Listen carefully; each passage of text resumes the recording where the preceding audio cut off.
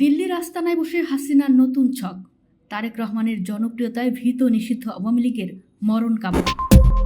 ৫ আগস্টের ঐতিহাসিক গণঅভ্যুত্থানে ছাত্র জনতার রক্তের উপর দিয়ে দেশ ছেড়ে পালানো সাবেক প্রধানমন্ত্রী স্বৈরাচারী শেখ হাসিনা কি আবারও দেশে অস্থিতিশীলতা তৈরির মাস্টার প্ল্যান করছেন?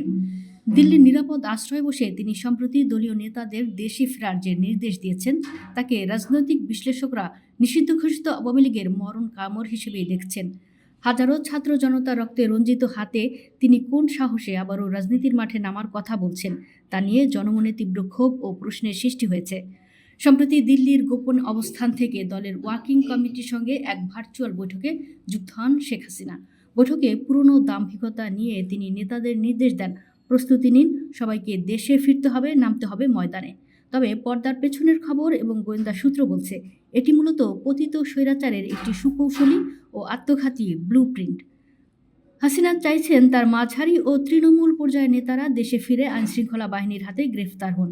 এর মাধ্যমে তিনি আন্তর্জাতিক মহলের কাছে নিজেদের মজলুম বা নির্যাতিত হিসেবে তুলে ধরে সহানুভূতি আদায়ের অপচেষ্টা চালাচ্ছেন। ছাত্র জনতার অভ্যুত্থানে চরমভাবে বৈধতা হারানো দলটির এখন একমাত্র ভরসা হয়ে দাঁড়িয়েছে কারাগারের দেয়াল আর দিল্লির আশীর্বাদ। গোয়েন্দা তথ্য মতে আগামী ২৬ মার্চ মহান স্বাধীনতা দিবসকে ঢাল হিসেবে ব্যবহার করে বড় ধরনের শোডাউনের পরিকল্পনা করছে নিষিদ্ধ এই সংগঠনটি। তাদের মূল লক্ষ্য সাভারের জাতীয় স্মৃতিসৌধে ফুল দেওয়ার নামে রাজনৈতিক ময়দানে নিজেদের অস্তিত্ব জানান দেওয়া। শুধু তাই নয়, দেশের অন্তত ৩৯টি স্থানে প্রতীকীভাবে দলীয় কার্যালয় খোলার অপচেষ্টাও চালাচ্ছে তারা। গভীর রাতে বা খুব ভোরে ঝটিকা মিছিল করে দ্রুত সেসব ভিডিও সামাজিক যোগাযোগ মাধ্যমে ছড়িয়ে দিয়ে তারা প্রমাণ করতে চায় মাঠ এখনও তাদের দখলেই আছে। বিশ্লেষকদের মতে হাসিনার এই নতুন ছক ও মরিয়া হয়ে ওঠার নেপথ্যে সবচেয়ে বড় কারণ হলো বর্তমান প্রধানমন্ত্রী ও গণমানুষের নেতা তারেক রহমানকে ঘিরে তার প্রবল আতঙ্ক এবং আন্তর্জাতিক মহলে তার ব্যাপক গ্রহণযোগ্যতা হাসিনাকে রীতিমতো দিশেহারা করে তুলেছে। সদ্য সমাপ্ত নির্বাচনকে হাসিনা সাজানো নাটক এবং দেশের মানুষ ভোট বর্জন করেছে বলে যে অপপ্রচার চালাচ্ছেন, তা দেশের সাধারণ মানুষের কাছে হাস্যকর প্রলাপ ছাড়া আর কিছুই নয়। বরং তারেক রহমানের নেতৃত্বে বাংলাদেশ যখন একটি স্থিতিশীল ও গণতান্ত্রিক ভবিষ্যতের দিকে দ্রুত গতিতে এগিয়ে যাচ্ছে, তখনই বাধা হয়ে দাঁড়াতে চাইছে পতিত স্বৈরাচারের দোসররা।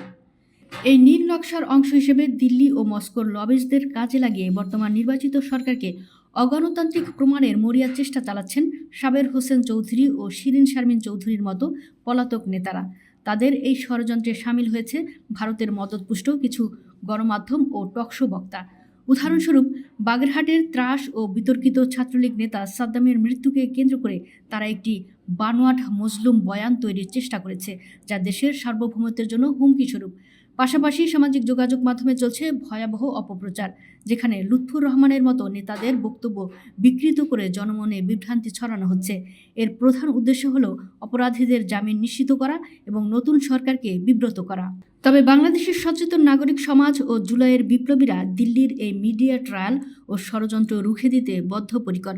সাধারণ মানুষ বলছে, খুনি হাসিনার এই প্রত্যাবর্তনের চেষ্টার জবাবে তারা আবারও রাজপথে নামতে প্রস্তুত। এখন সবচেয়ে বড় প্রশ্ন হলো, শেখ হাসিনার নির্দেশে দেশে ফেরার এই আত্মঘাতী ও উস্কানিমূলক সিদ্ধান্ত কি আওয়ামী লীগের শেষ রক্ষা করবে, নাকি এটি হবে দেশের রাজনীতি থেকে তাদের চিরতরে মুছে যাওয়ার চূড়ান্ত অধ্যায়?